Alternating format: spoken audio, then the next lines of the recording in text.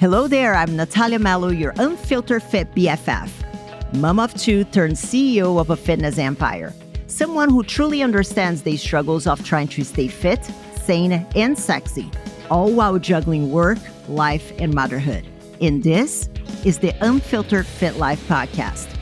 Follow along wherever you're listening and join me weekly as I help busy working moms just like you simplify your fitness journey so you can lose fat, regain your confidence, and feel sexy AF. It's time to stop living in the what ifs and hiding from the cameras. It's time to regain control over your body, feel sexy naked, and wear a bikini confidently. People already see you as a super confident woman, but it's time for you to feel the same way too. Come on, let's go. Hello there, fam. Welcome to another episode of the Unfiltered Fit Life podcast. I am Nathalia Melo, your host, and today I have an incredible guest. I have been eyeing to bring him on for a very long time, and I was afraid of asking because I was like, he's kind of a big time now. I don't know if he wants to hang out with the little people. Yeah, right. So today we have Dr. Spencer Nadolsky, who is the official memologist doctor of Instagram. Just kidding. He's bringing That's true. over a decade of expertise, obesity medicine with board certifications in obesity medicine, lipidology. Since becoming a doctor, he has helped thousands of patients lose weight and improve their health, quality of life through innovative healthcare delivery platforms. He also has fun, educational social media content where you can laugh and learn at the same time. And you were a wrestler as well, weren't you? Yep. Wrestled at UNC Chapel Hill. I was a heavyweight for 3 years. That's awesome. So, Spencer, I love following you. And I think more in recent times, I think you have become a lot more vocal about semi-glutide, Ozempic. We're going to get into that towards the end of the episode. But one thing that I want to even say here publicly is that whenever these medications start to come out, I was like, shit, hate it. Yeah. And you know what I'm saying? And I think that the way that you explained, and I think we started to work with people that were in that category, and I started to hear a lot of their stories, and everything that you said, it started to make sense. So I want to say here, thank you for educating us and helping fitness professionals be more accepting and understanding of the struggles of this demographic. Yeah, thanks. I don't even get mad because I kind of was the same way when I was younger too. So I was a wrestler in college and athletic, academic family. I'm like, why can't people just put down the fork type of thing? And then I went through the process of learning, oh, okay, I guess this makes sense. We have a member in our community, Pam. She's amazing. She joined us. She was at about 300 pounds. And whenever she started telling her story and struggles that whenever you have never lived and walked in those shoes, you don't even realize. I think that working with her has really changed me as a coach and listening to the things that you have to say. So thank you. And speaking of that and changing perspective and all of that, you have 3 kids, right? That's right. 8, 6, and almost 3. Yeah, I'm in the thick of it. It's tough. Yeah. And your wife is a physician as well. Yeah, she's a baby doctor, neonatologist. Yeah. Right. How do you think, because coming from a very athletic family, like you said, I think your brother was a wrestler as well, wasn't he? Very good wrestler at Michigan State. Mm-hmm. So how do you think that having kids has changed your approach to your fitness and nutrition? Yeah, I used to make sure I lifted weights 4 times a week, and now it's probably more like 2 or 3 times. Try to get 3 at least, but a little bit less of a priority. I do more of kind of exercise snack type of things. If I need to go for a quick run, 20 minutes while I'm home, that type of thing. I bring the kids on with some of them bike, and then I'll put the other ones in the stroller or whatever I need to do. But basically, priorities shift because now you have people that you're responsible for, humans. So nutrition is, I will eat whatever, just to make sure that I'm hitting my goals. I'm not too picky. I'll slam a protein shake if I need to with some fruit or whatever else. Making sure the kids are getting well fed because, they can be picky themselves and trying to go this is what we're eating, and Facts. trying to help them not just load up on snacks or whatever. Yeah. One of my daughters hates mac and cheese. I'm like, are you even a kid? What's going on here? But yeah, you have a lot more empathy for those who have gone through it. And I think everybody kind of does this. You're younger and you're like, oh, well, when I'm a parent, I'll do X, Y, Z. And then you become a parent, it's like, oh man, this is tough. You got to just make it through it. It's a grind. Yeah, no, 100%. I love that you mentioned priority shift because that's something that I talk a lot about is that I see a lot of women, especially, that's the demographic that we work with, trying to deploy the same strategies that they used Mm, whenever they were in college. Like they were a D1 athlete in college. Oh, whenever I did that, I was like training 4 hours a day and eating lettuce and yeah. ice cubes. And then I would go for a run and I was able to be skinny. And they keep on trying to revive that now in a different season of life. And then it doesn't work. Is this something that you see with your patients as well? Yeah. I mean, everybody feels like they should be the way they were in college or even high school. They're like, my high school weight was this. So this is my goal weight. I'm like, well, it's a great goal, but maybe we should just be aware that if it doesn't happen, are you going to be okay with that type of thing? I see a lot of people feeling like they're going to try to go back to what they were doing in the past, but inevitably there's not enough time in the day.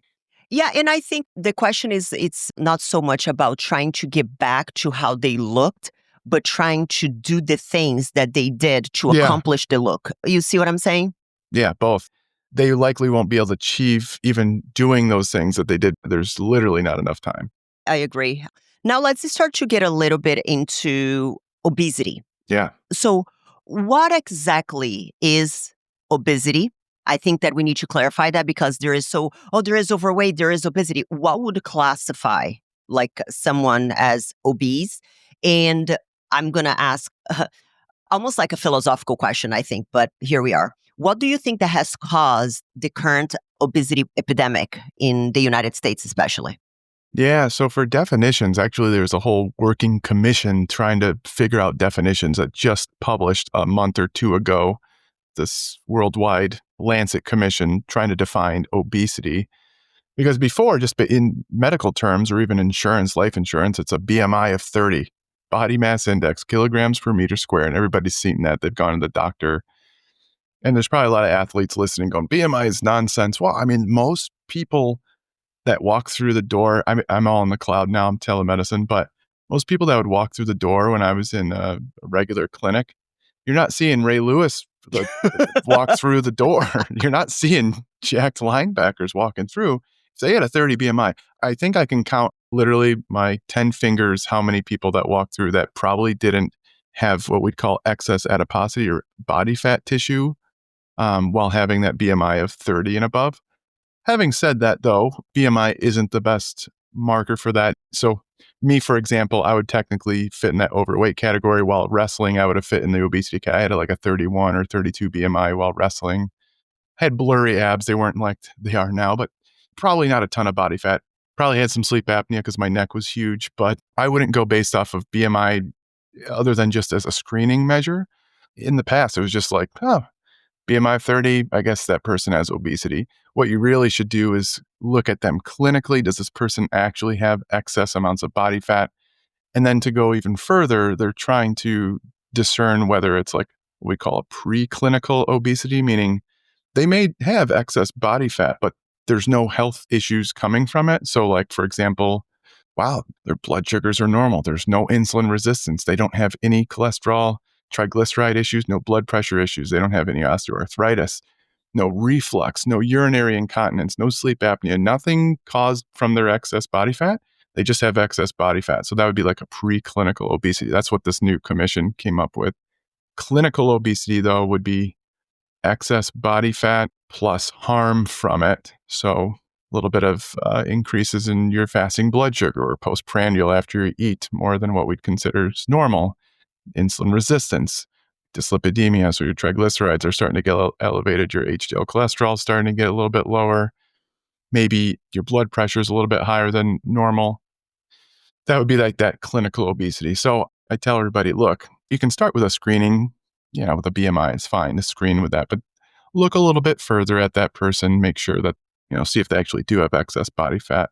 And that's generally how obesity is defined. You can get into like the pathophysiology of it. That people describe it as this chronic, relapsing, remitting disease where your body's fighting to keep on the body fat. But like just from a purely clinical aspect, it's excess body fat that causes harm. Oh my God, I'm going to go down a rabbit hole, a can of worms now. So bear with me here. We have, I like to call a toxic body positivity movement, Yeah. which is the whole health at every size. Do you think it is possible long term? Because what you're telling me here is that we have something that is called preclinical obesity, where all the boxes are ticked except that patient's not symptomatic Right. of any consequence. That's right. So do you think that the statement health at every size is a reality long term? So it's a little bit of a misnomer, and this is where I read all the arguments. When you think of health at every size, people go, you can't have a 60 BMI and be healthy no matter what the blood sugar says. What I think the concept is supposed to be is that like promoting health no matter your size, as opposed to being healthy at every size. Does that make sense? So like, Yeah. let's take someone who's, I don't know, 400 pounds, 500 pounds.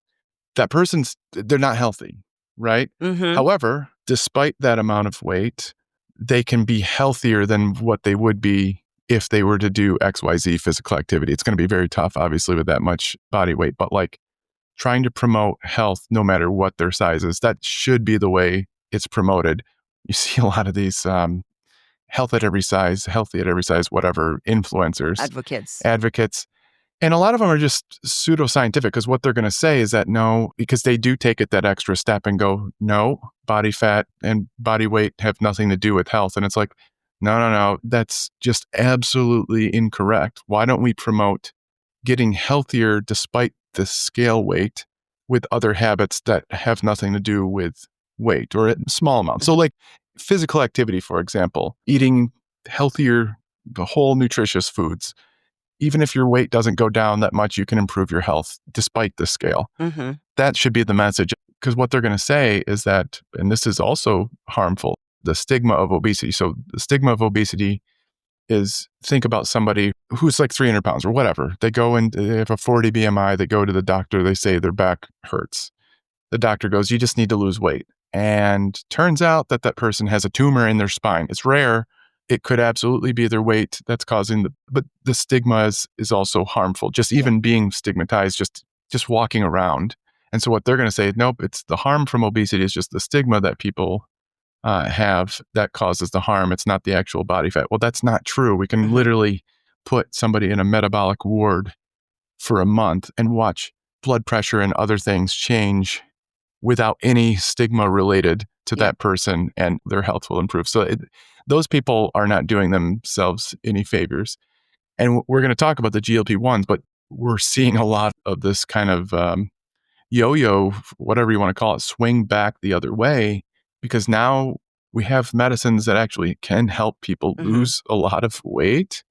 And instead of promoting this idea that diet and exercise doesn't work, and so who cares what your size is, now it's like, well, now we have tools that actually work, and they're improving people's quality of life and health.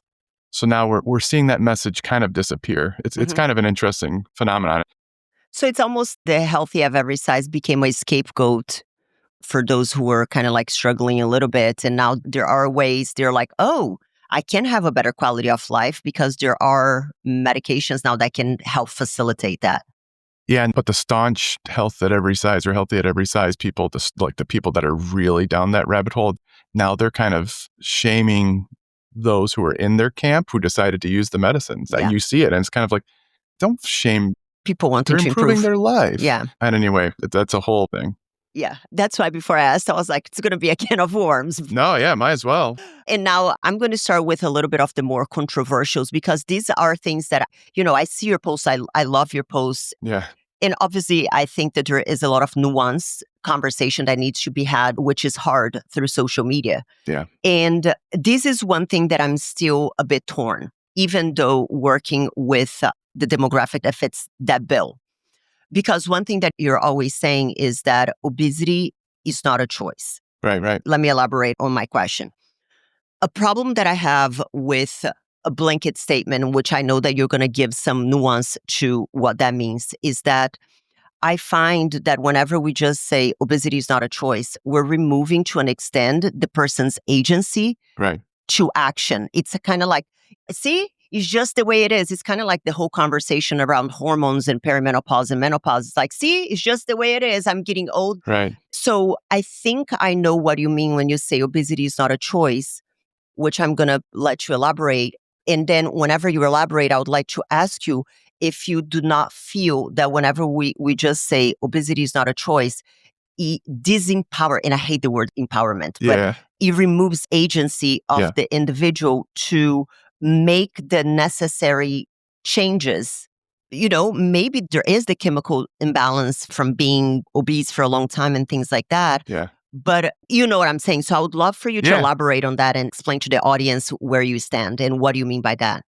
And that's the number one kind of pushback. It's like, man, you're just telling everybody to give up hope. I'm like, no, you can absolutely try to fight back. I'm not going to stop you from doing it. So I always tell people to think back to like kids and how you ate. You never thought about what you're eating. You're just eating what was in front of you. So sure, kids that start gaining weight, you can blame it on the parents and whatever, but it's really hard. I mean, obviously as a parent myself, is like, I have the means to give whatever healthy, nutritious foods to my kids. They're genetically blessed with my genes that actually my body wants me to be thinner, and my wife's body, I can tell, like my body like kind of forces me to be smaller, and I have to force myself to be larger, which is kind of an interesting thing considering the field that I went into. So think about when you're younger, okay, subconscious, passive, we start gaining weight. Then people say, but what about adulthood? You actually start thinking about it. Why can't that person choose? That person's choosing a donut or multiple donuts in the morning as opposed to XYZ protein shake. Sure, they can try to push back and choose those foods, but it's all day. Every single small choice that they have to make has to be conducive to that. And at some point, the body fights back. The environment that we're surrounded with, I always say, like, because of our environment and our biology, it's pushing us in such a direction that like most of us are subconsciously, passively going through life. You have to consciously make the choice. So they're not choosing obesity. They would have to make the choice right there to fight back. And many people do, but unfortunately, because of the way our body is and because of the environment, they're stronger and they fight back harder. Does that make sense? So like, is it a choice? I always tell people you can choose to fight back, but the actual obesity or adiposity is not the choice. And so when you look at the people that finally decide, you know what, I'm going to try to fight back, it's somewhere around 5 to 10% of people will lose a clinically substantial amount of weight with like a very aggressive, strong coaching program. So say if someone is 300 pounds, a clinical amount of weight loss would be, we've now changed the threshold from 5%. Now it's around more like 10%, but let's just say 10%. So 30 pounds. So someone who's 300 pounds losing 30 pounds and keeping it off for over a year. The percentage of people that will be able to do that, it's not super high, unfortunately, even giving them the best coaching. So then do we say, is that person just choosing obesity right now? I would say no. I'd say that they're trying not to. That's kind of how I describe it.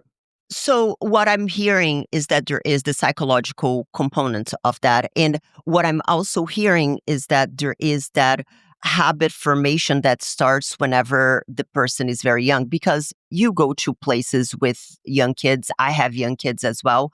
And I always observe that if you see a child that it is a bit overweight or obese, you look at the parents, it never fails.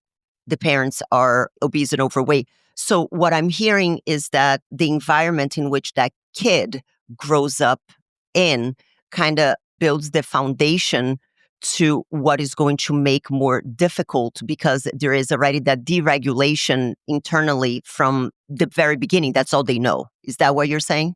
Yeah. So not only habit formation, but also probably some metabolic imprinting of tastes and maybe appetite, but that could also be genetic. I mean, if you look at the parents and, they have obesity, it's the whole nature versus nurture thing. They're both going on at that time. Kind of an interesting thing. I knew a set of twins that were friends with my daughter, and, one was thin and one was a little bit bigger. And you'd go to the birthday parties and you can see the appetite differences. They're twins. They weren't identical twins. And it was kind of interesting because it's like some kids, they'll eat a half of a cupcake and stop. And then some kids 1 cupcake, 2 cupcake, 3 cupcake. And it's like, holy cow. So Yeah. just from a genetic appetite component, then you put them in this environment. Some kids can navigate this environment just fine, just because of their own biology, while other kids, they're going to just keep eating it. Yeah, I agree. Like, I can see your perspective. I feel like it can be said about everything. For example, like I have ADHD. We can say, oh, she cannot thrive because there is something that works differently in her brain. And there are people that have ADHD or any other kind of mental health learning disabilities, if you can call that it can just throw their hands up in the air and be like, yep, it is what it is. And then you have Lane Norton, for example, who also is ADHD, who is incredibly successful. So I'm more convinced after this conversation, but not fully convinced. Okay, so think about the ADHD. So the analogy would be ADHD is not a choice. However, you can work on strategies to navigate through the ADHD. Does that make sense? Yes. So when I say obesity is not a choice, however, fighting against the obesity, you literally have to make a conscious decision to fight it.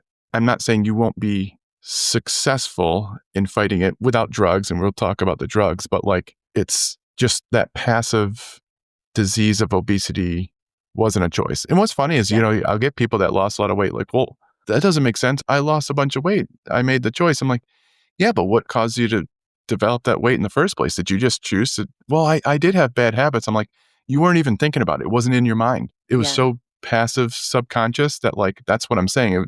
Our environment and biology, we just kind of passively go with it. We have to consciously make the choice to fight it. I'll also say thin people who are genetically thin. I mean, you see them. There's people that don't exercise. They eat pizza and crap all day and they're thin. Are they choosing to be thin? No, they're just going along with the ride. Yeah. And they don't even care, but they're thin. Me, of course, I'm choosing to lift weights 3 times a week or whatever and eat well all the time. I'm deliberately focusing on those habits. Would I like to have more chiseled abs and all that stuff? Yeah, I'm sure I could figure it out, but I get really tired when I start getting really lean anyway. But you can choose to work on those habits and try to fight it. But like ultimately, our appetite isn't a choice. Sometimes our environment's not a choice. We can try to work on our micro environment, but the macro environment of wherever we live might not be a choice. Yeah. So I listened to a podcast that you did with Sean. In that podcast, you said something like that you went through med school and you became very cynical of the healthcare system and that you can't stand the healthcare system. It's terrible. Why? Why did it make you so skeptical? You said something that you were called the lifestyle zealot. Yeah. Can you elaborate on that? So I go to med school. I mean, I was so interested in lifestyle going into med school. I'm going to change the world because I'm going to help my patients improve their lifestyle. And then everything you learn is drugs, pathophysiology, which is important, but drugs. Yeah, sure, some lifestyle will work, but nobody's going to do it. So drugs. You had to seek out how to even strategize to be able to help patients use lifestyle. It was mentioned that lifestyle would work, but it was almost like a joke, like, yeah, tell them lifestyle, but they're not going to do it, so give them a drug. Now, that's kind of true. Most people aren't interested, but I always say you got to give them a chance to do it and give them the best shot. But so you go through med school, then you go through residency, which is where you get your board certification. It's usually 3 years, could be longer if it's a different type of specialty. And that's where you kind of learn to actually be a doctor. You have all this knowledge, and then you learn to be an actual practicing doctor. You get 5-10 minutes for an appointment. How are you supposed to give lifestyle? So like I would though. I made my own little special cards. I'd give them to every patient, and every time they'd come back, we'd circle things on it and whatever. And I remember, my first quarterly evaluation, my attending doctor, who was my advisor, was like, you're kind of a lifestyle zealot. And I got so mad. Here I am. What was this? It's 2011. I don't know. I was like in my 20s or whatever. I was so mad. I was like, no, you're just underzealous. And it's people like you. I'm talking to my superior as a new grad, basically saying, no, you're the problem. That year I won the intern of the year. And by my last year, they all said, yeah, you were right. You're right. And a lot of them were starting to eat better and do push-ups and all sorts of things. It's kind of cool to see. I love that. But here's the thing, and this is coming from someone, I have a history of high cholesterol. Mm-hmm. I call the doctor and they're like, you have to stop eating carbs. And I'm like, I'm 123 pounds in a good Yeah. day. You're like, no. And I work out 5, 6 days a week. Can somebody explain to me, like I'm 5, why I need to cut out carbs? Yeah. Oh, because that's what you need to do. And I'm like, are you listening to what I am saying? I already exercise 5 times a week. I am 125 pounds, 123 pounds at 5'5". Can you explain why? What is the problem? And nobody could explain to me. So whenever you're talking about that the doctors don't have time, do you think that it is a matter of time that doctors don't have to make the necessary lifestyle recommendations? Yeah. Or do you think that it is a knowledge problem? Because, and correct me if I'm wrong, but I was looking it up. In med school, doctors get about 19 hours of training on nutrition. Would that be fairly accurate? I think that's accurate. Yeah. And we've worked with a lot of doctors as well who are incredibly competent in their field, but you can tell that there is zero knowledge in the most basic fundamentals of energy balance and all of that. So do you feel that it is a time thing or it is like literally a lack of knowledge thing? It's both. So now this is changing, but the type of person that goes into medicine, they want to be surgeons. Not all surgeons, but like they weren't going in with a lifestyle foundation first way of thinking. So like 19 hours of nutrition, you should be able to get the basics down. I could teach somebody in 1 hour, or I could give them a cheat sheet of just the basic principles that they need to know, and they would be fine. You know what I mean? So they should know energy balance. They should understand that carbohydrates aren't inherently fattening. You know, it's interesting. Gary Taubes' book, Good Calories, Bad Calories, came out right when I was going through med school in 2007. So that was like a big, the big carb thing back then. Luckily, we're past that. But they didn't even teach that carb insulin nonsense hypothesis while we were going through med school. It was the basic stuff. But what happens is that the med students probably weren't paying attention. They didn't really care about it. So it kind of depends on the person that goes through med school. If they're interested in nutrition in the first place, they probably would have paid more attention. So then you couple that with not having a lot of time and you get disaster. I went to the doctor once. It was for something completely unrelated. I think I had latent TB. I got exposed by tuberculosis. TB test went positive. I was like, oh, come on. Oh, shit. Yeah, I'm fine. It doesn't matter. Hopefully, I don't actually become active at any You've point. made it so far. Yeah, I'm okay. It's like, oh, do you take any supplements? I'm like, creatine. He's like, oh, that's bad for your kidneys. I was like, do you even lift, man? Like, you don't even understand what you're talking about. It's like, I don't tell patients something unless I am like, sure. So you get doctors that don't even know, but this sounds bad, but I don't know if it's a godlike complex. They have to feel like they know everything and they have to say things that they don't even know about, then pretend that they do know. And so you couple that with not a lot of time and you get what you just had. Stop eating carbs. That doesn't even make any sense. Carbs would have lowered your cholesterol, if anything. That's the parts that I have a problem with because I don't think that we can sit here and talk about, are there shit influencers on Instagram? Yes. Yeah. But a lot of misinformation is also coming from physicians. Yeah, that's true. Who are writing books. And I'm not protecting or advocating for like influencers who are talking nonsense because they have like the credibility. So for example, if I come out and be like, no, it is a matter of like energy balance. Right. And then you have a doctor that is like, oh no, like calories don't matter. It's all about hormones. Right. I feel like the good information gets diluted because it is coming from a place of authority. So Sure. Where does it end? How do we fight that? The best you can do is try to teach critical thinking skills, try to show your sources. People don't know the difference between like publication that's like an opinion piece, literally expert opinion. That's just because it's in PubMed doesn't mean it's a study. They'll think of that at the same level as a randomized gold standard placebo-blinded trial because people just don't know. So then you have to go deeper and teach them, okay, this is what's called expert opinion. They don't have any actual data to support what they're saying. They're just saying stuff and they're trying to pretend like that's authority. Whereas this is a placebo-blinded, randomized controlled trial that will show, or at least get closer to the real truth of what we're trying to answer here. And so, for example, there's a doctor that was telling a patient, there's no need to get more than 30 grams of protein in a meal because anything after that is a waste. It's like, oh, geez, some of these doctors have big social media followings and they say it so matter-of-factly and they swing their big degree around. And it's like, well, yeah, I guess I got to trust them because they got a degree. They say they're a board certified XYZ.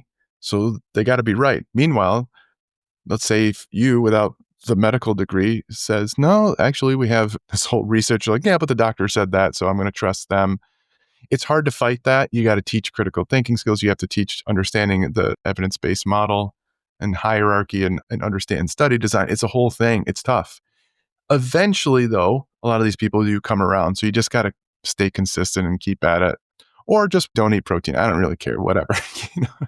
It's interesting. I was going to save this for later, but you teed me up. So I just recently did a course through Ivy League school on, lifestyle and nutrition.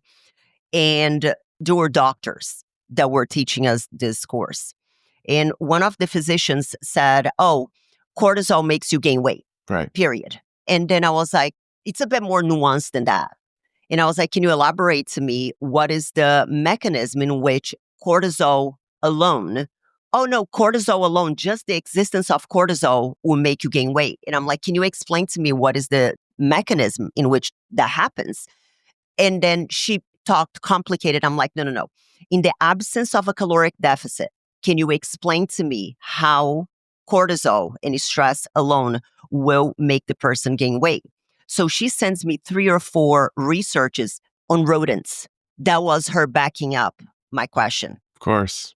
So I look, and even though they were rodents, and I would start to question my sanity. I'm like, am I crazy? I mean, this No. person is a doctor at an Ivy League school. So That's classic. I messaged Dr. Lauren. Yeah. Love her. And I was like, am I crazy? And she's like, no, you're not. And I'm like, okay. All the researches they showed me, there was an association between overconsumption of like highly palatable food and all of that. And I'm like, so all of these suggest that there is an overconsumption of calories. Therefore, they're not in a calorie deficit. And then she started backpedaling. She's like, well, cortisol doesn't defy the laws of thermodynamics. And I was like, that was not my question. So I feel like there is a lot of cherry picking of information, kind of like you're saying. Yeah, because they have some sort of belief, and then they're going to go, "Oh, I heard this somewhere. I better like confirm what I just said by cherry picking." That's kind of what happens, Yeah. as opposed to going, "You know what? No, you're right." Because cortisol, you can't gain mass from nothing. You can redistribute mass, and so that with cortisol, and if let's say if you're in a calorie deficit, it's possible you could start accumulating abdominal fat. Even in a calorie deficit, while you lose, actually Cushing's disease, you can see skinnier arms and legs, and you start gaining abdominally. But that's kind of a classic scenario that you just explained. You teed me up perfect to my next question. So I saw a meme or something that you posted that was like a calorie deficit doesn't work for me. And then you wrote something else.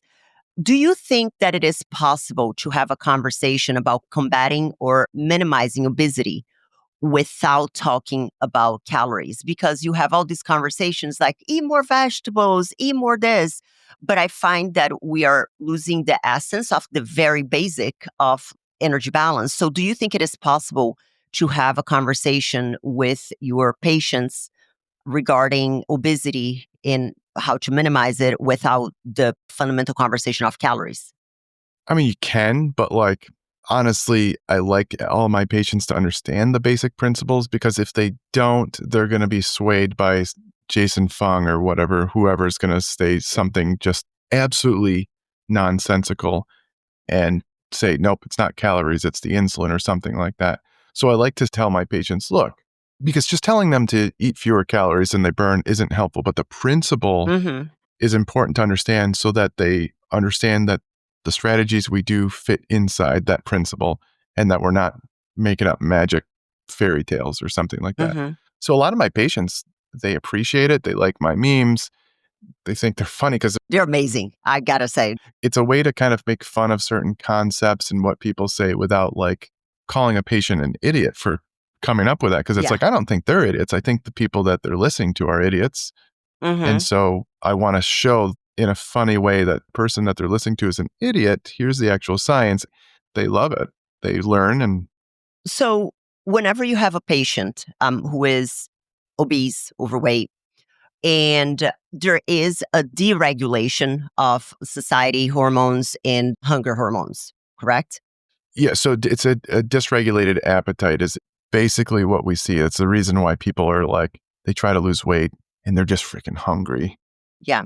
So, do you think it is possible for someone who has been on this cycle of yo-yo dieting to go straight into that cycle into, oh, I want to lose weight with intuitive eating? Do you think that it is possible for these two to coexist for someone? Because that's something that I see a lot of times is someone coming from all or nothing mentality, the extremes, the yo-yo dieting, the Optavia, all the bullshit. And then it's like, okay, I don't want to count anything. I don't want to do anything. I just want to eat intuitively. Like, is it physiologically possible?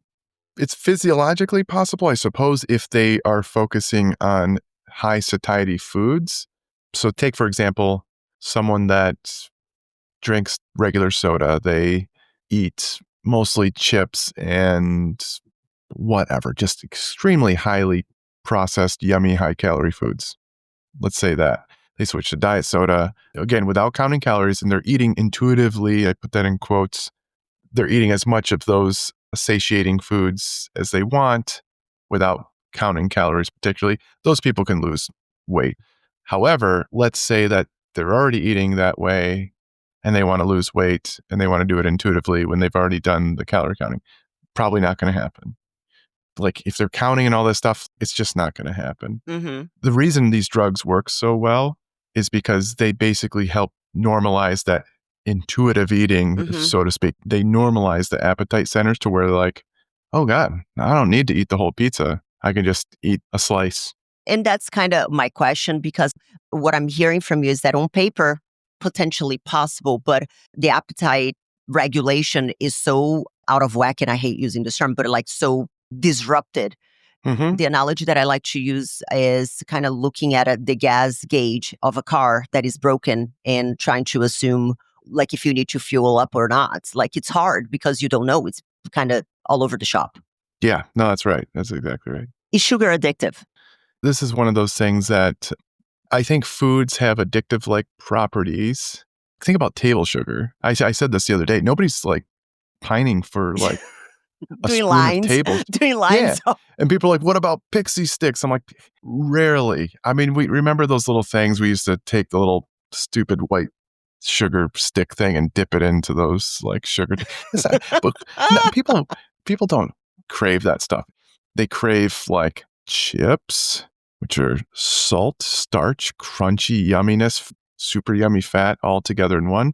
Sure, cookies, other things, but like it's rarely ever just sugar. It's usually sugar, starch, fat, salt, all kind of put together and with some sort of mouthfeel and other flavors that tastes really good. That's really like, I think about Pringles. What about tortilla chips with a hint of lime? Like they've designed these things to be like extremely tasty and overconsumed. Like I love those things. When I walk in the pantry, I see one of those things. I'm like, I have to have one. I crave them. So like those are the kind of foods that have I would say addictive like properties.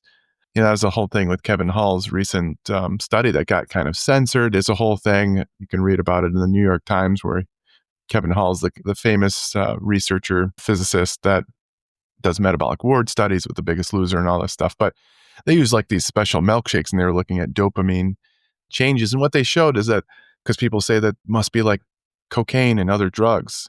And they showed there wasn't really an effect, at least not to the effect nearly what you'd see with actually like truly addictive drugs.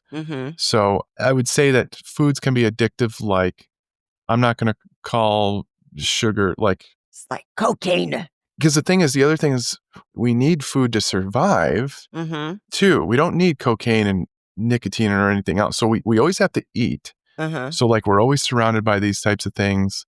But I do think there are foods that are addictive like, and they have similar properties, not to the extent of drugs. Do you think, because we have now a frenzy of glucose monitors, Yeah. is there any benefit for someone who is healthy? Healthy meaning like normal, maybe slightly overweight. Is there any proven benefit for someone to wear a glucose monitor 24/7? There's no data to support it at this time. Here's where I think it could potentially be used. Because what we don't want to do, and I actually just got done with doing some videos for another company that's doing this. And I said, the only way I'm doing is if I can speak the truth. Because if you watch any of my stuff, you'll know that I'm like not a big fan unless there's like a lot of coaching around it and to understand it. So I think they could be beneficial for understanding one's own physiology. You have to be careful because depending on where you put the continuous glucose monitor and what type of glucose monitor, they've done this where the numbers are all over the place.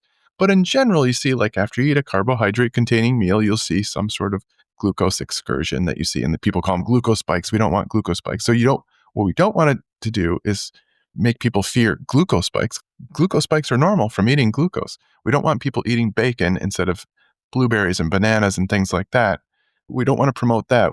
What I do think is if you give good coaching around it and understanding it and teaching people their own physiology and not to be scared of them, we could nudge people towards more healthful behaviors. So, for example, the one thing that I keep coming up with is like walking after meals. You can see less of an excursion of your glucose when you walk after a meal. Is that beneficial to make you healthier? I'm not going to say necessarily it will be. However, if it gets people to walk more, then maybe it is helpful. So the thing is not the glucose monitor per se, is just like having that data. But would you say that there is also a big problem with people not knowing how to interpret the data? Yes. Kind of like whenever you have researches that it's like a bunch of mumbo jumbo and people are like, see, and then they pick like that one ingredient out of it. It's like, see, Yes. it's poison. That's what I'm seeing a lot with glucose monitor use. Yes. People don't understand them. They don't understand that their accuracy can be changed by all sorts of different things. It's not your actual plasma that it's checking. It's your interstitial fluid. It's trying to get a sense of and estimate your glucose. There's all sorts of different things about it. They're trying to figure out if there's data. There's science teams going like, could this be something like you track all your different vitals with something and then you have this glucose monitor and maybe you can put some patterns with it to help you go, oh, maybe I should eat this certain way. But you have to be careful because it's not just the glucose spikes. It's the shape of the glucose spike. Maybe that may have an effect. It's going to be a long time until we actually know. I think people just need to understand that. Yeah, like I feel what's happening right now, and I actually had this conversation with Lauren as well, is that we're becoming a society, like, for example, with obesity, being in tune with your body. It's one of the biggest things that obesity removes because there is that deregulation and you don't know when you're hungry, you don't know when you're full, that kind of stuff. And I find that all these different devices, they're tracking a bunch of things and their accuracy is mediocre at best. I find that is making people even more disconnected from their bodies. They're like relying on device to tell them if they slept well, if they're recovered. Yeah. And it's, I think, removing a bit of agency. Yeah. You don't want what's called a nocebo effect from it. That's the gist. Like, for example, if you have a device that says you slept terribly and you're not going to be doing well today, and you're like, I don't know, I feel kind of good. I want to go exercise. I don't like that. So what I do is usually at the end of the week, I don't look at the data. At the end of the week, I kind of go, oh yeah, kind of correlated. Nah, whatever. I'm actually afraid of looking at the data before the day starts because like, I think that's a reasonable thing. It could be something where a coach has that data and then they correlate it with how you're feeling so that the person doesn't have it right in front of them. That could be a way to get around that. I don't know. Okay.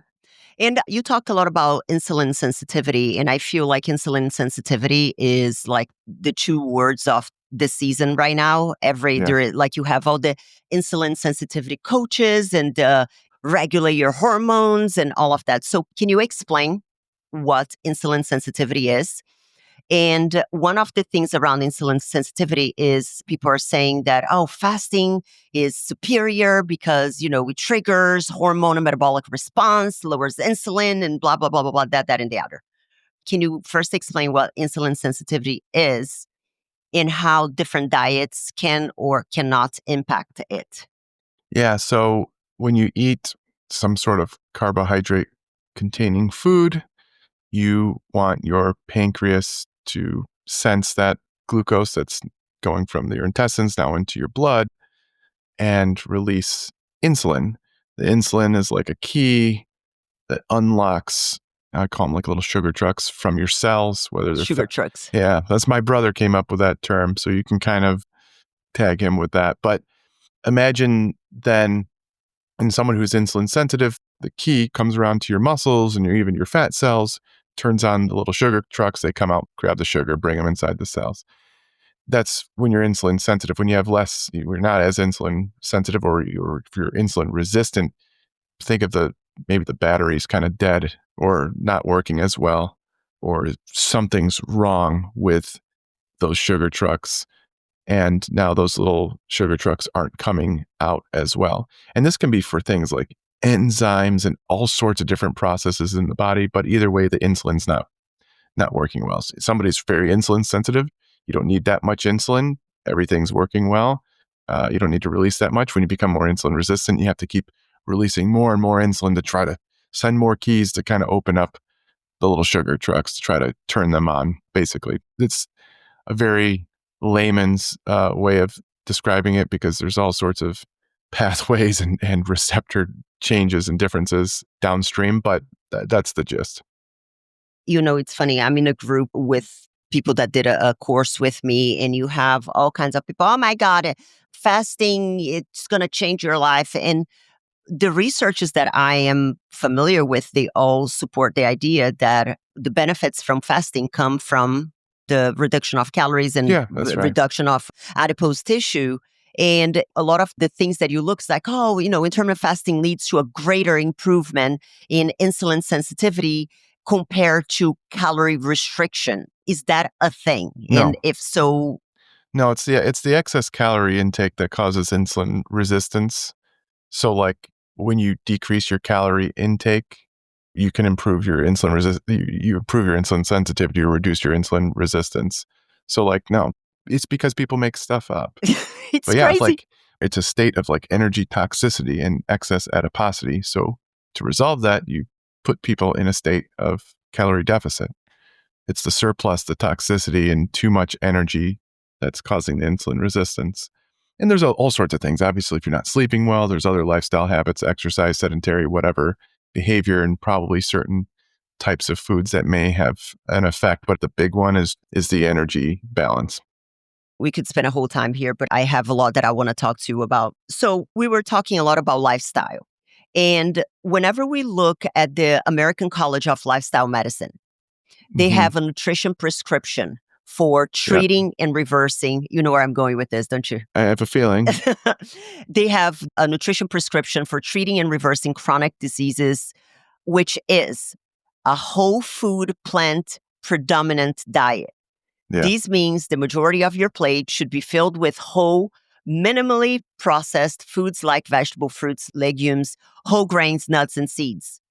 The goal is to minimize or avoid meats, eggs, and dairy. And then whenever you look at the plate, there is zero complete protein source. I love the idea of lifestyle as medicine. I'm really disappointed that they are, I would call them kind of plant-based zealots, vegan zealots. Vegan is more the ethical consideration. Everybody gets mad when I say they're a vegan and they're like, they're plant-based. I'm like, okay, whatever. Same. I get it. Like colloquially, we can say they're the same. I get that the vegan is more the ethical consideration. The plant-based is the actual diet. Okay. It would be nice to be more inclusive of other types of diets, because thinking that you're going to put everybody purely plant-based is just insane. It's not going to happen. But is there any benefit to it, though? Is there benefit? There's absolutely benefit. However, to try to make it seem like you can't have these other improvements while eating meat sources is just wrong. It's a lot of the plant-based type of literature is really like, yes, you can improve your insulin sensitivity. You can do all those things because you put people into a calorie deficit. You can give them whole nutritious foods and help them lose a lot of body fat. It's the lipids, though, that really improve, like your LDL cholesterol and all these types of things. And so there's a benefit there. However, I like to eat meat. I like to eat dairy.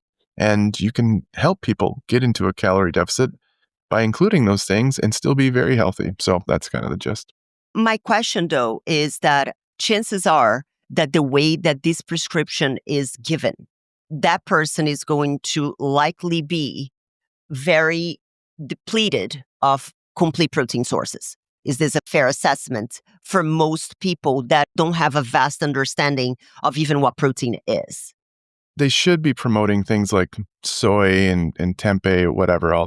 They should have some more complete sources in there. And the thing is, to their credit, you don't have to technically be complete as long as you're getting all the different amino acids at some point together throughout the day. Is better than not. But that's my understanding of the literature right now. Basically, if a patient wants to be mostly plant-based, I do still try to recommend plant-based whole proteins like soy, pea, and rice protein powders and those types of things. Mm-hmm. So it's really hard to get enough protein in unless you're doing that type of thing. Like, it's really tough. Like, I tried to do it once and I was like, oh my God, this is really difficult. My question is, like, I think that this becomes almost a more philosophical question, though, because the goal with a guideline like this, a lifestyle, is to make something, more part of your lifestyle and easily accessible and promote longevity. Can we talk about longevity promotion without encouraging, like, there is no mention here about protein, like zero. There should be. The Mm-hmm. smart plant-based folks, people like Dr. Matthew Negra and some of these other guys, they are like evidence-based guys. They talk about the protein. And so I'd follow those. Some of these other people are zealots and they don't care if anybody's like getting protein at all. But I would focus on kind of those evidence-based, plant-based people. Cool. So now we're getting to the parts that I think that the part that you're really passionate talking about. I see it on your social media, which is the weight loss drugs. And before we even talk about it, because I know it is a question, because big pharma, you're getting paid by big pharma and all of that. Do doctors get paid to prescribe these medications? No, it's illegal. You can't get kickbacks from prescribing certain medicines. Doctors do get, in fact, I just got an offer from Big Pharma to be an advisor. Probably going to donate the money because I don't want it to look like I'm a Big Pharma shill, but it's illegal to make money from prescribing the drugs. Although some doctors do, if they do the compounded versions, they can make the... Oh, I have something for you because I got offered that, and which that's what we're going to be talking about. Let me ask my question first. What are the different types of weight loss drugs and how are they different? Yeah, different types. The newer ones are the GLP-1 receptor agonists. The older ones are more adrenergic. So like phentermine, it's kind of like an upper noradrenaline type of drug, sympathomimetic, you call it. There's bupropion and naltrexone. Bupropion is norepinephrine dopamine reuptake inhibitor. You add it with naltrexone. They're kind of additive or synergistic together to help people. Not a lot of weight loss there. So the older drugs, they try to do a lot of like sympathomimetic stuff, basically like adrenaline type of stuff, uppers. The newer way is basically working more on with GLP-1 and other similar types of hormones that really hit receptors in the brain that really dampen down appetite without having that upper effect, insomnia, and that type of thing. Okay. So under the GLP-1, what are the most commonly used drugs now? Yeah. The oldest one was Byetta exenatide, 2005, 2006. That came out for type 2 diabetes, and it was Victoza, liraglutide. That was a once day, and then they rebranded it or added the brand of Saxenda. It's a higher dose of liraglutide, again, once a day. That was for weight loss. That was 2014. But it was until 2016, 2017, Ozempic came out. This was just for type 2 diabetes. That's semaglutide, once weekly injection. 2021, though, they increased the dose of that, 2.4 milligrams. They called it Wegovy, but that's semaglutide, once weekly injection. The newest one is tirzepatide, but this is a combination. They call it twincretin. Instead of just an incretin, it's two incretins in one molecule peptide, hits two different receptors, GLP-1 and this other similar receptor called GIP. And that one is by far the most effective, very strong for weight loss. So that's it. Zepbound is the name of that one. Mounjaro is the diabetes name for that, but Zepbound is the one people should know. So now to the thing that I think it's important for us to talk about. Because I have noticed before, I noticed on your message that it was like, this is the best thing ever, best thing ever, best thing ever. And I've noticed that you have been more mindful recently on the messaging to start to acknowledge the fact that there is a problem of overprescription of these medications. Is this a fair assessment that in more recent times you've become more vocal? Yeah, because, I want to hope that doctors are being good, but it turns out they're not. So, Yes, that. there are even some places out there, like they literally just make advertisements. You don't need to have obesity for this. I This place. sent you the screenshot. Oh yeah, I'm Willow. the They're terrible. I don't care. I can say them by name. I don't think they can sue me. This is facts. They promote themselves as using these drugs for non-indicated vanity weight purposes. That's literally their thing. They're using compounded drugs, which is now being outlawed because of the shortage. It was allowed during the shortages. It's a loophole in the law that allows compounders to make these drugs, even if a patented drug is in shortage. So that's what Willow was doing. It's all these places. A lot of these places, in my opinion, are just absolute scum. They're worse than big pharma. Why? Because they're basically preying on people by giving them a cheaper, non-studied version of these drugs while knowing that it was such a short-term thing. They knew that this wasn't going to last forever. The compounded versions were never going to be something that you could do forever. So they get a bunch of people on the medicines. Now there's going to be a bunch of people that won't be able to use the medicines unless they have insurance, especially if they didn't have an indication in the first place. Insurance will never approve that. Say if you're just want 10 pounds to lose, you went on it and you want to stay on it, insurance isn't going to pay for that drug. So then you can pay out of pocket maybe, but still you have to get a doctor to prescribe it. But there have been a lot of doctors, unfortunately, prescribing without an actual indication of obesity and weight management or type 2 diabetes. And I do think that these drugs do have an effect on all sorts of other things, autoimmune disease, inflammation. However, we just got to be careful because a lot of this stuff is what I call hypothesis generating. We think there's probably going to be an effect. It might have all sorts of use cases in the future. Alcohol specifically, I think, is going to get approved for these because my patients don't drink alcohol in these medicines anymore. It's kind of cool to see. But so I want to draw a line and say, like, I'm not one of these doctors. They're one of these doctors. I'm doing this with integrity. They're not. That's why I've been more vocal. Yeah, and I think that was kind of, I believe, in the beginning as well, when I watched you become very vocal. And I think I can remember, blonde Venezuelan. Yeah. She is also very vocal about these medications. And I'm always like a bit cynical. I always go to the doctors that I know they're going to misuse. That's directly where my mind goes. So who are the good candidates for semi-glutide? Who are the people there are? Yes, you are an absolute yes. Yeah. So people with clinical obesity, like, that this is going to help them. Like, they're not just small amounts of vanity weight loss that are just for non-clinical purposes. Those with type 2 diabetes, for sure. You can make an argument for those who have lost a lot of weight, technically meet the criteria, but you're worried about them regaining the weight. I think they would be a good fit. If people that are just in the overweight category and healthy, I'm not totally against the idea, but they would have to be paying out of pocket. They would have to be under close guidance, like an understanding that if they stop that medicine, they are likely going to regain the weight, and it would be more like a yo-yo dieting type of thing.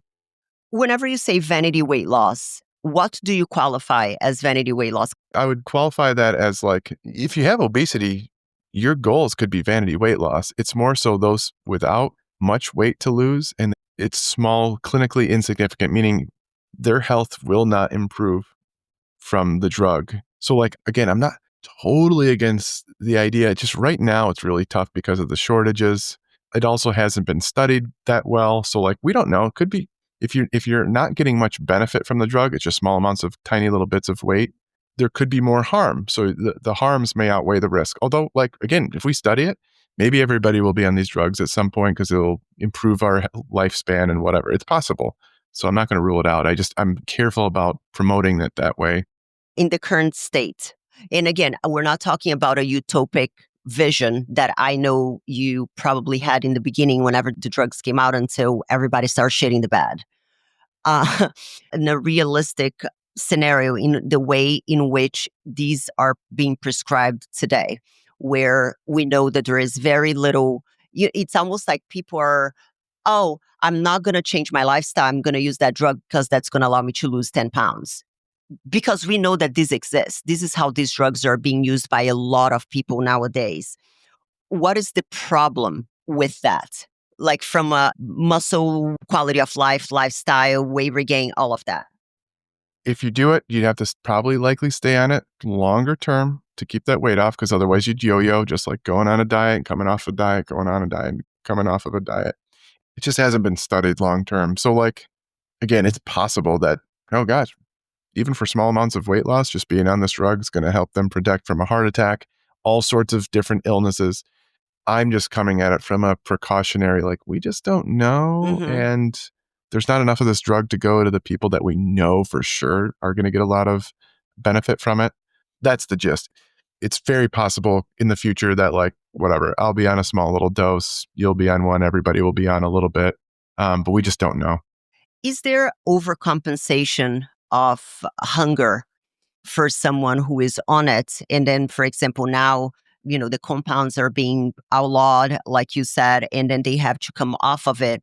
Is there over hunger whenever they come off of it? Kind of like, is there an adjustment? If they lost a ton of weight, it's possible their appetite might be worse than what it was before they lost the weight. But the drug itself shouldn't increase your hunger afterwards. It would be the weight that you lost, and then you'd come off the medicine. Your hunger would be higher because you lost the weight and your body's now trying to catch up. The drug basically helps you lose that weight without increasing the hunger over time. How important is lifestyle changes whenever we're looking at these drugs? From a muscle standpoint, lifestyle changes are very important. If they're not lifting weights or getting enough protein, lifting weights is most important. That would be great. But the drugs themselves will help people eat fewer calories, period. So like, the drug will do a lot of the heavy lifting, but essentially what I see is that they basically remove the barriers for people so that they can do the things that they always wanted to do, but just couldn't. Again, I'm coming to this question with a bias because my mom is your serial dieter, Yeah. like all of them. I was doing the cabbage soup diet with my mom when I was 12. And a long time ago in Brazil, these drugs were already picking up. I'm talking about 5 years ago. My mom comes to my house with a box of Ozempic. I had no idea what it was at the time. It was maybe even longer. And then she would go to a bakery and buy cinnamon bun, cake, every single bread. Like that's all she would eat because her appetite was much less. Yeah. But that's the only thing she would consume. There was no education around lifestyle change. She was not exercising. She was not changing her habits. And this is what I see repeatedly. And again, this is my bias from the things that I have seen and from family members that have gone through the cycle. So what are the problems for those who go into this kind of drugs and look at it as a quick fix? Like, where's the current data on the long-term consequences of the use of these drugs without the lifestyle change, even though it is facilitating the lifestyle change and though people are not adopting the changes? Yeah, I mean, the gist is we don't know. We haven't compared to the trials. I'll give them lifestyle change. So we're going to maybe see some real life studies that show like maybe differences in clinics. But, it goes back to doctors don't have enough time. So like these people aren't going to get the lifestyle counseling. Which brings me to my last question here. One of the things that we were talking about was how little education there is to providers and doctors about lifestyle change and nutrition and protein consumption and all of that. But these are the same people who are prescribing a drug that requires lifestyle changes in order for it to be sustainable. So is there any kind of additional education being given to providers in order for this to be done responsibly? Not unless you're an obesity physician, but even still, it's time. It's really time. That's why I left the system, and I'm not in the system. I take cash at not super expensive cash. I'm not even a concierge type of thing, but that's why I left, because I want time. I want my patients to have a dietitian, a strength coach, and a doctor that gives them time. That's the gist. Because I know that in your practice now, that is one of the things that you do. You have the registered dietitian, you have a strength coach, and that's kind of what we do in my program as well. We do that part of the strength training. We have a registered dietitian in-house. Do you think that this is a scenario in which, physicians need to be more open-minded to referrals to they should. experts on the other side of the spectrum. Like, how can we make this truly a lifestyle change for the patient? Yeah, they would need those resources. Like you'd have to refer them. They'd have to follow through with it and not fall through the cracks. It's just, that's what our system's not set up for it. What is the barrier for that? Time, money, reimbursement through insurance. It's a whole healthcare overhaul, basically. That's the gist. And it's not going to happen anytime soon. Interesting. When did you remove yourself from the system? 2017. And why was that? Because of this. I was like, I'm not doing this anymore. Interesting. And then what did you do after that? Like, you removed yourself from the system, because I know that your new business is new. Yeah, I just don't take insurance. It's just called direct pay doctor, and it's $150 a month. So you get access to me. You can text me, whatever, meet with my dietitians. There's no insurance. I don't charge insurance, but we remove all the barriers, remove the middlemen, the insurance and everything. And that's it. I love that. And your brother is a endocrinologist, correct? Yep. You guys have a podcast. He takes insurance. Yep. Docs Who Lift for anybody that wants to listen. That's my next thing. Where can people learn a little bit more? Because obviously there are so many things that we could talk about here, and I want to ensure that we are, being respectful of your time. So where can people learn a little bit more about you, see the memes that I'm referencing? Dr. Nadolsky on Instagram, and then you can check out the clinic at joinvineyard.com. I love it. And then Docs Who Lift podcast. The podcast is amazing. That's actually where I found Dr. Lauren, who came on the podcast, and she's amazing. Oh, yeah, she's great. Awesome. Thank you so much, Spencer. And I will see you next time. Bye-bye. Perfect. Thank you. Thank you so much for tuning in this week. But let me ask you, what was your aha moment in today's episode? I would love to know. You can leave me a comment at the link in the show description. You can also follow me on social media, Instagram. Links are down below as well. And let me know what topics you want to hear more about or who I should have on the show. This is it for today, guys. I'll see you back next week for another episode of the Unfiltered Fit Life podcast.